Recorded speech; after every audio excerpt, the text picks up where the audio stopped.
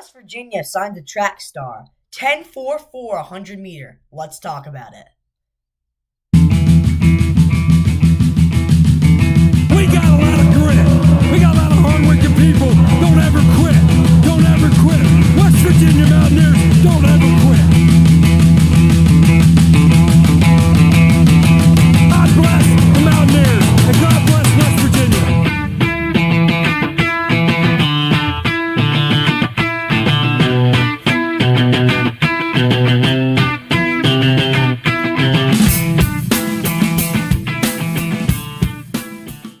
Welcome back to your favorite podcast, the Hard Edge Podcast.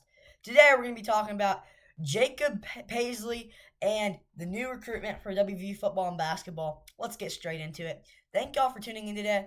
I'm so proud of my channel and so proud of myself for getting to 100 subscribers, and we've been growing so fast. I did not expect it to grow this fast. Thank y'all so much for tuning in. But I'm just so thankful, and just share the video, y'all. We're trying to hit 200 subs. I know it's going to take a while, but at the pace we're going right now, it's not going to take very long. But let's get straight into it. Jacob Paisley, he's a track star. And when I say track star, he's a track star. 10-4 400-meter, 4.3 40-yard dash. That is like the fastest on our team this year. Faster than Cam Cook, Christopher Talley, Amari Latimer. Faster than all of them. He, in his last season, junior season in high school football, he had 25 recreations for 430 yards. He had 9 Power 5 offers, 180 pounds, 6 foot tall. So he's not too short, not too tall. About perfect for a receiver. So let's look at some of these highlights.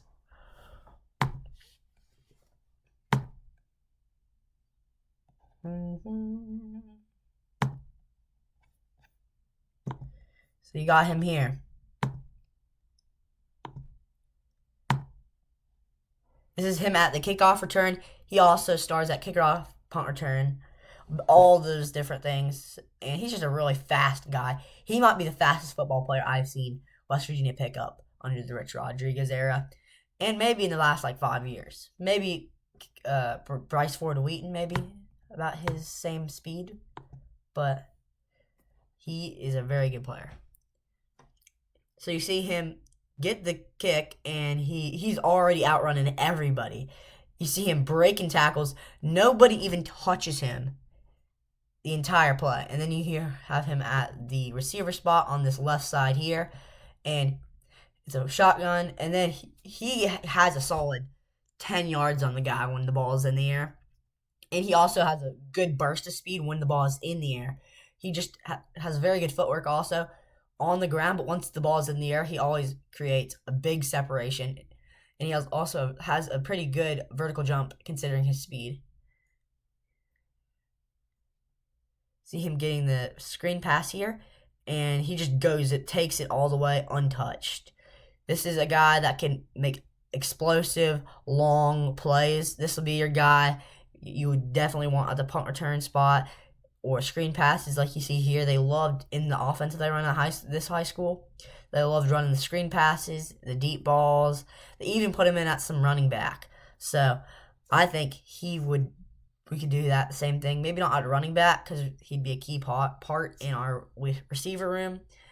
And look how fast he is. I just think this is a very fast guy. I just think this is going to be, when he comes back, I know he's not the highest ranked guy, but I think he will start. I don't know who we're going to pick up in the high school and transfer portal next year, but considering how fast this tape is, this looks like some Tavon Austin type speed. Maybe not that fast, but he is fast. Especially being 6 foot tall. He's a fast guy. You see him here again. He also has very good footwork. But this one, he just likes to put his hand up because he knows he's open. And the quarterbacks, if he commits to us, they're going to have to learn. When he puts that hand up, just throw it to him. Don't matter because he's so fast. You got to trust him. So let's watch this one more play. See here, I'm on the left side. And then he just gets the deep ball. And then he hits a tough catch, a head tap catch over him, which is a very good catch for him. So I think he's a very good player. I think he just needs to work on his footwork. He already has pretty good footwork, but I think just his route running needs work. Because he plays track, so he's not used to doing routes and stuff. So I think he needs to work on that footwork and just those ball skills. I think his catching is really good too, though. But let's go to the next player.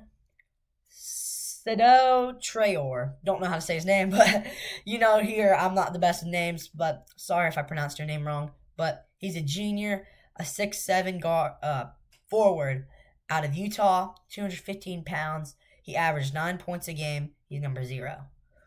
So let's look at some of these highlights. I couldn't find the best highlight tape for him because he was more of just like a puzzle. He just helped.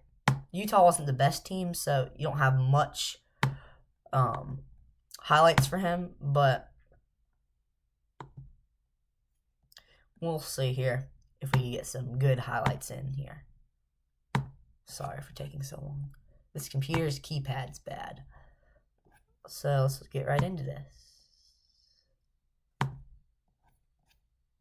Alright, so here we go. Here we got it. Sorry for the glitch there. Glitched out for a second. So we got him here in transition. He gets the pass right in front of the Big 12 logo and just slams it down.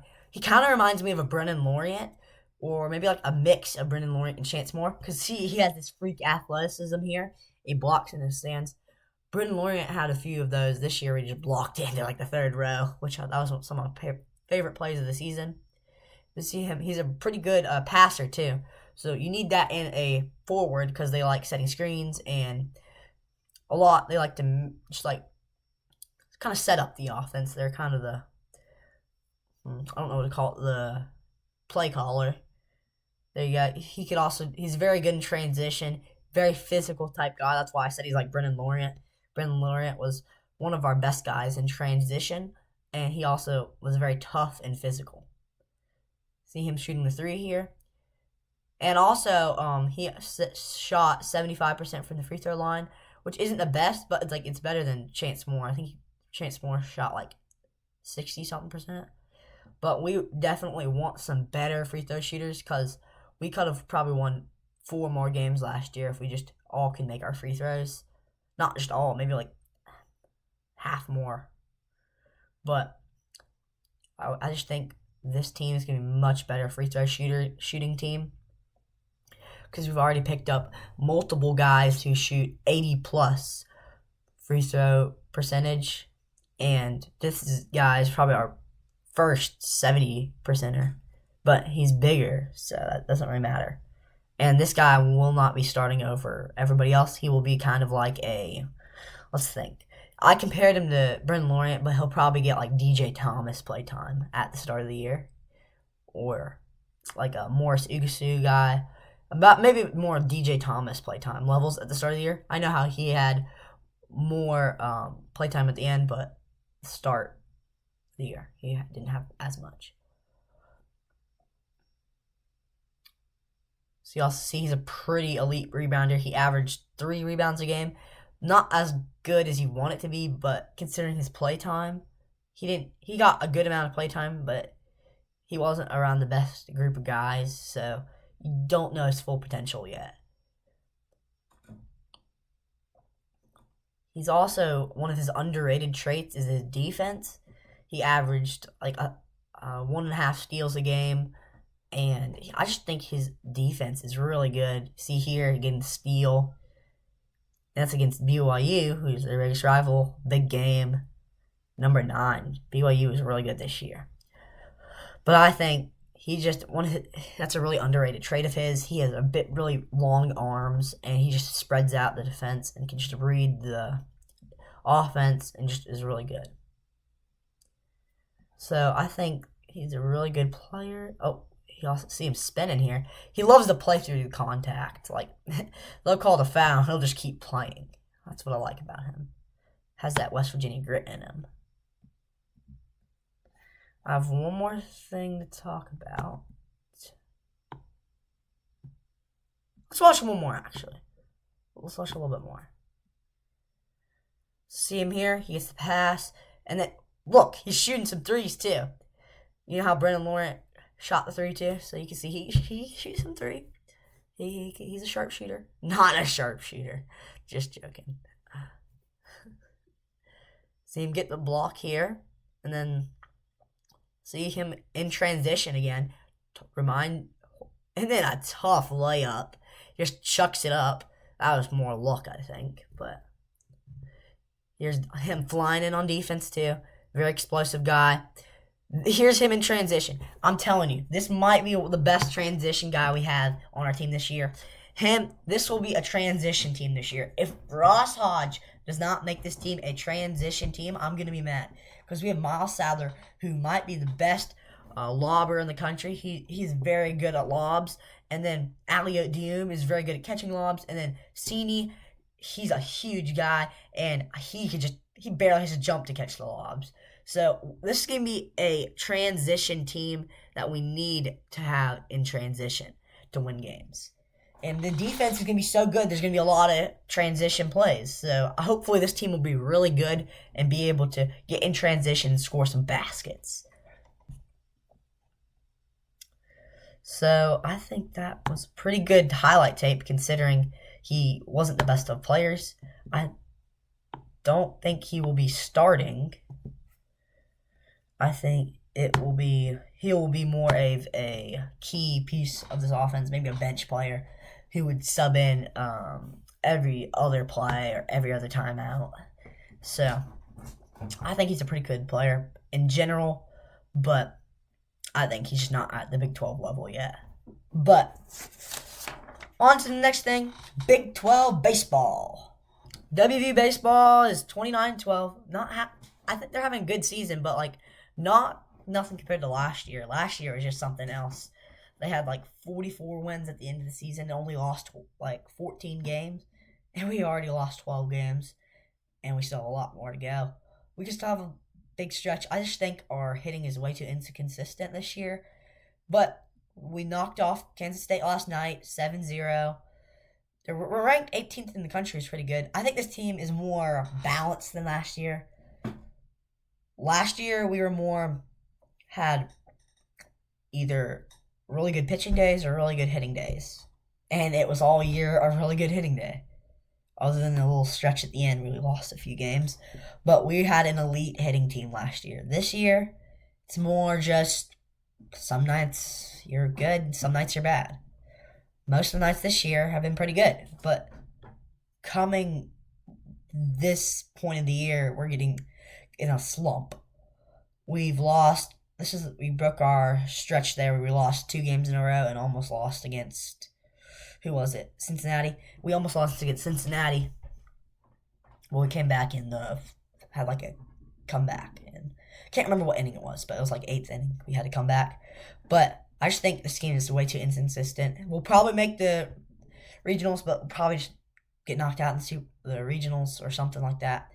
I would love just to host a regional sometime in the coming years, but I just don't think that will happen with this team. Maybe take another year or two to host a regional. But you never know with Steve Saban's. I almost said Nick Saban. I'm like, what am I talking about? But we just also, putting it into consideration, we have missed a lot of games. We've had 8 games. I feel a ton of games postponed. The Penn State has been postponed 2 times. Let's think some other. Cincinnati's game got postponed 1 time. Marshall game got postponed. There's a few games that are postponed, and those are 2 games every time, 2. So we missed 8 games. So we could have another 8 under the belt if we could have just won those games. So put that in consideration. But the last thing before we leave here, West Virginia put a post out. I heard about it, reading the news. They had an idea that in college football 26th the game, if y'all don't know, it's a game, basically, Madden is a game, but a football game. But you can play as any team in the country, college football team, that's FBS level. And you can just play as the player, or just play as the team, Road to Glory. I have the game, it's really fun. But they had an idea where you could, as one of your tasks in the game, during Road to Glory, you have tasks practice, and that's about it. But and then there's people that ask you like if you want to study or go to parties, but they had an idea for it to be like you could actually control the person. You got to walk around the campus, and like on game day, you got to walk around, touch the coal. This is all I think they might have used like AI or something, but I don't. It might have been CGI. CGI. No idea what it was, but it looked really cool. But they had it like where the guy was going to touch the coal and into the locker room and run out of the tunnel. I think that'd be so cool. I think they should definitely implement that into the game. Because also, I just have always thought that they need to make it more like realistic and more like make it more like real life. Because like right now, it's kind of just like you still think it's a video game, but like you just want to make it look and feel like you're actually experiencing what they experience. That's basically what the game's for, to experience what they experience. But another add-on I want them to add is like crowd colors. Like if you wanted to pick for them to be a blackout game or a gold out or a true blue game, I wish you could pick that. For like any of the teams, you just pick the crowd color no matter what it was. Like you don't do the white out anymore for West Virginia. They did that for Pat White's retirement. But I think that'd still be cool to just do it again. Like you just pick any color. I just think that'd be cool. Thank y'all for watching.